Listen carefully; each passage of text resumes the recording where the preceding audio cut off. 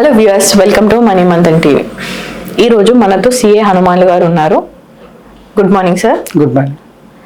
ఈ కాలంలో అప్పంట పక్క వాళ్ళ దగ్గర నుంచి తెచ్చుకోవడం కాకుండా, లేకపోతే ఎక్కడనో ఏదైనా తాకట్టు పెట్టి తెచ్చుకోవడం కాకుండా అన్ని క్రెడిట్ కార్డ్స్ అయిపోయినాయి.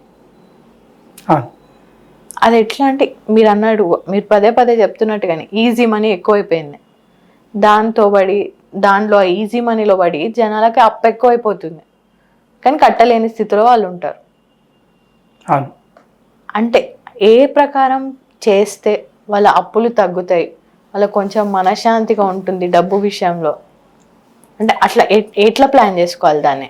ఇప్పుడు ఫస్ట్ ఇంతమంది చాలాసార్లు చెప్పాను, ఖర్చుల కోసం అప్పు తీసుకోకూడదు, సంపాదనకు అప్పు తీసుకోండి, ఖర్చుల కోసం అప్పు తీసుకోకూడదు. ఫస్ట్ కండిషన్ అనమాట. ఎమర్జెన్సీ పెళ్ళిళ్ళకో లేకపోతే పిల్లల చదువులకో దేనికో తీసుకోండి, కానీ దాన్ని తీర్చాలి. కానీ ఏదో మినిమం అమౌంట్ కట్టేసి రెగ్యులర్ ఎవ్రీ మంత్ కంటిన్యూ చేద్దామంటే మాత్రం అది కరెక్ట్ కాదు. అది డెట్ ట్రాప్లోకి వెళ్ళిపోతుంది. తీర్చాలంటే ఏం చేయాలి? మన ఆదాయం పెరగాలి, లేదా ఖర్చు తగ్గాలి, మన పొదుపు పెరగాలన్నమాట. ఆదాయం పెరగడం లేకపోతే ఖర్చు తగ్గడం, పొదుపు పెరగాలి. ఖర్చు తగ్గించుకునే అవకాశం ఉండదు, ఎందుకంటే ఒక లెవెల్ ఆఫ్ లైఫ్ స్టైల్ అయిన తర్వాత తగ్గించుకునే అవకాశం తక్కువగా ఉంటుంది. ఆదాయం పెరగాలి. ఆదాయం పెరగాలంటే ఆదాయం పెరిగే అవకాశం ఉందా? మనం ఎన్ని ఆదాయం పెరిగే అవకాశాలు చూస్తున్నాం. ప్రతి ఒక్కరు ఏమనుకుంటే ఆదాయం పెరిగే అవకాశం లేదు, ఇంక ఇదే పని లాస్ట్, ఇంకా చేయలేను అనుకుంటారు. ప్రతి వ్యక్తి కూడా చేయాలనుకుంటే అప్పు తీరాలంటే ఆదాయం పెరగాలి. ఫస్ట్ కండిషన్ అనమాట. ఆదాయం పెరగడం అంటే మనం పెట్టిన పెట్టుబడి ధర పెరగడం కానీ, అంటే భూముల్లో కానీ, బంగారంలో కానీ, డిపాజిట్లు కానీ, షేర్లు పెట్టి ధర పెరగడం కానీ, లేకపోతే మనకు వచ్చే రెగ్యులర్గా వచ్చే ఆదాయం కూడా పెరిగే అవకాశం చూసుకోవాలి. సాధ్యమవుతుందా? ఇప్పుడున్న డిజిటల్ ప్లాట్ఫామ్ ఇన్ఫ్రాస్ట్రక్చర్ అవైలబుల్ తర్వాత ప్రతి చోట అవకాశం ఉంది. అందుకే ప్రతి ఒక్కరు అప్గ్రేడ్ చేసుకోవడం, నాలెడ్జ్ తనకు ఉన్న ఫీల్డ్లో నాలెడ్జ్ అప్గ్రేడ్ చేసుకోవడము, తన సోషల్ మీడియాలో లేకపోతే తన యొక్క ఎఫిషియన్సీని, క్యాపబిలిటీస్ని పబ్లిక్ ప్లాట్ఫామ్లో చేయడం ద్వారా కస్టమర్ని అట్రాక్ట్ అయ్యచ్చు. ఇంతమంది అంటే అడ్వర్టైజ్మెంట్ ఇవ్వాల్సి వచ్చేది, లేకపోతే ఒకటి పని చేసి చూపించి వాళ్ళు ఫిజికల్ చూపించాల్సి వచ్చేది. అట్లా కాకుండా మనం వీడియోస్ కానీ చేసి చూపించవచ్చు. ఇప్పుడు అవకాశం ఉంది. కాబట్టి ప్రతి వ్యక్తి కూడా ఏ వయసు నుంచి అయినా కానీ సంపాదించుకునే అవకాశం ఇప్పుడు ఉంది, సంపాదన పెంచుకునే అవకాశం కూడా ఉంది. కాకపోతే సెర్చ్ చేయాలి, వెతకాలి, ప్రయత్నం చేయాలి, ఫెయిల్ కావాలి. 2-3 సార్లు ఫెయిల్ అయినా కానీ 4వ సారి ప్రయత్నించి సక్సెస్ కావచ్చు. కానీ ప్రయత్నం చేయకుండా నాకు ఇది లేనే లేదు, నాకు ఎవరో వచ్చి నాకు పెట్టాలని మాత్రం ఎప్పుడు కూడా సాధ్యం కాదు. ఫ్యూచర్ అంతా కాంపిటేటివ్ మార్కెట్. అంటే కాంపిటేటివ్ మార్కెట్ అంటే మార్కెట్ మనం అనుకుంటే ఈజీగా ఉండదు. మనం 10 రూపాయలు సంపాదిస్తున్నాం అనుకుంటే వేరే 9 రూపాయలకి ఇచ్చేవాడు వస్తాడు, 9 రూపాయలు 8 రూపాయలు 2 రూపాయలు చివరికి రూపాయికి వస్తాడు. కాబట్టి మనం ఏంటంటే మనం 10 రూపాయలు ఇస్తున్నాం అంటే 10 రూపాయలు దాన్ని ఆ క్వాలిటీ ఎట్లా మెయింటైన్ చేయాలి, ఆ వాల్యూ అడిషన్ ఏంటి, హౌ వీఆర్ స్పెషల్, మనకు ఆ రేట్ ఎందుకు ఇవ్వాలి అనే విధంగా మన ప్రోడక్ట్ ఉండాలి, నా సర్వీస్ ఉండాలి. అదే మరి కమ్యూనికేషన్, ఇప్పుడు నెట్వర్కింగ్ చాలా ఇంపార్టెంట్ అనమాట. ఇప్పుడు డిజిటల్ మార్కెటింగ్ ప్లాట్ఫామ్స్ ఎట్లున్నాయి, అవి మనం ఒక షాప్లో ఇది పెట్టేస్తే ఇంతమంది కస్టమర్ వచ్చి కొనేవాడు. అట్లా కాకుండా మనం ఆన్లైన్ ప్లాట్ఫామ్ పెట్టేస్తే కస్టమర్ ఆర్డర్ ఇస్తాడు, ఈ కామర్స్ కంపెనీ వస్తుంది, డెలివరీ ప్యాకింగ్ చేస్తే డెలివరీ తీసుకుంటుంది, తీసుకెళ్ళి డెలివరీ చేస్తుంది. ఇంతమంది చాలా చేంజ్ వచ్చింది. ఇప్పుడు ఇంతమంది కస్టమర్ అట్రాక్ట్ చేయడానికి షోకేస్ ఉంచాల్సిన అవసరం లేదు, పెద్దగా ఖర్చు పెట్టాల్సిన అవసరం లేదు. అందుకే ఇప్పుడు చాలా వరకు రిటైల్ మార్కెటింగ్ షాప్స్ అవుతున్నాయో, అంటే display based retail marketing showrooms ప్రాఫిటబుల్గా లేవు ఇప్పుడు. ఇవి ప్రాఫిటబుల్గా ఉన్నాయంటే తొందరగా డెలివరీ చేయగలిగిన వాళ్ళు, తక్కువ ఇన్వెస్ట్మెంట్తో ఫాస్ట్గా డెలివరీ చేయగలిగిన వాళ్ళు, క్వాలిటీ మెయింటైన్ చేసిన వాళ్ళు, మిడిల్ మెంట్ తగ్గించిన వాళ్ళు. అంటే ప్రొడ్యూసర్కి కన్జ్యూమర్కి మధ్యలో అయితే మిడిల్ మెంట్ తగ్గితే అప్పుడు ప్రొడ్యూసర్కి మంచి రేట్ వస్తుంది, కన్జ్యూమర్ కూడా మంచి క్వాలిటీ టైంలో కూడా దొరుకుతుంది. ఇదే అన్నమాట. అంటే gap between just on time అంటారట, gap between production and consumption should be reduced.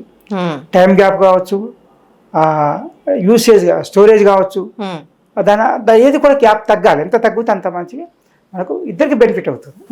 Middle man తగ్గడం వల్ల ఏంటంటే స్టాకిస్ట్ కానీ, డిస్ట్రిబ్యూటర్ కానీ, స్టోరేజ్ కానీ, గోడౌన్స్ కానీ, రిటైలర్స్ కానీ వీళ్ళంతా నష్టపోతారు, బిజినెస్ తగ్గిపోతుంది. అయితే ఇప్పుడు ఏదైతే తయారు చేస్తారో వాళ్ళు మాత్రమే వాళ్ళు ప్రోడక్ట్ ప్లాట్ఫామ్ మీద ఉంచేసిన తర్వాత డైరెక్ట్ కన్జ్యూమర్ కనెక్ట్. ఈ విధంగా మనకు నాలెడ్జ్ పెంచుకునే అవకాశం ఉంది. ఇప్పుడు అవకాశాలు ఎక్కడ ఉంటాయంటే అగ్రికల్చర్ అనుకోవచ్చు, అంటే ఫస్ట్ ప్రోడక్ట్ క్రియేట్ చేస్తుంది, మ్యానుఫ్యాక్చరింగ్ కొత్త వస్తువు క్రియేట్ చేస్తుంది, ఇన్ఫ్రాస్ట్రక్చర్ అంటే మనకు కొత్తమైన ఫెసిలిటీస్ పెంచుతుంది మనకు, అంటే రైల్వేస్ కానీ రోడ్స్ కానీ ట్రాన్స్పోర్టేషన్ ఎలక్ట్రిసిటీ కానీ ఏదైనా ఫెసిలిటీ పెంచుతుంది, ఫాస్ట్గా పెరుగుతుంది అది. తర్వాత డెలివరీ, ట్రాన్స్పోర్టేషన్ అది ఎక్కడ కన్జ్యూమర్ ప్రొడక్షన్ నుంచి కన్జ్యూమర్ చేరేంత వరకు కానీ, లేకపోతే ఈ విషయంలోనే మనకు అవకాశాలు ఎక్కువ కనపడతాయి ఇప్పుడు.